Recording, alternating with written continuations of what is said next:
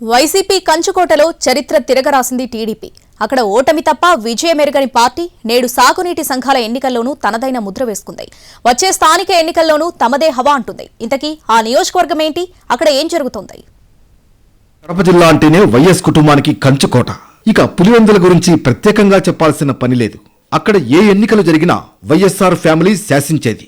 గత 4 దశాబ్దాలుగా పులివెందులలో ఆ కుటుంబం తన హవా కొనసాగిస్తూ వస్తోంది. అయితే కూటమి ప్రభుత్వం ఏర్పడిన తర్వాత మొదటిసారిగా జరిగిన సాగునీటి సంఘాల ఎన్నికల్లో పులివెందుల చరిత్రను టీడీపీ తిరగరాసింది. 32 సాగునీటి సంఘాలకు ఎన్నికలు జరగ్గా అన్ని స్థానాలను టీడీపీ మద్దతుదారులు కైవసం చేసుకున్నారు. కడప జిల్లాలో 203 సాగునీటి సంఘాలకు ఎన్నికలు జరిగాయి. జమ్మలమడుగు నియోజకవర్గంలోని ఒక సాగునీటి సంఘం మినహా మిగిలిన అన్ని స్థానాలను టీడీపీ మద్దతుదారులు గెలుచుకున్నారు.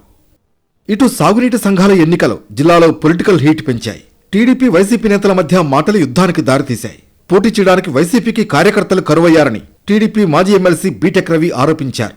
అయితే రైతులకు నో డ్యూస్ సర్టిఫికేట్స్ ఇవ్వకుండా ఎన్నికల్ని ఏకపక్షంగా నిర్వహించారని కడప ఎంపీ వైఎస్ అవినాష్ రెడ్డి ఆరోపించడం దుమారాన్ని రేపింది.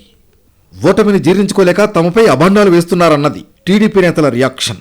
మొత్తానికి తాజా పరిస్థితులతో కడప గడపలో పొలిటికల్ కాక గట్టిగానే తగులుతోంది.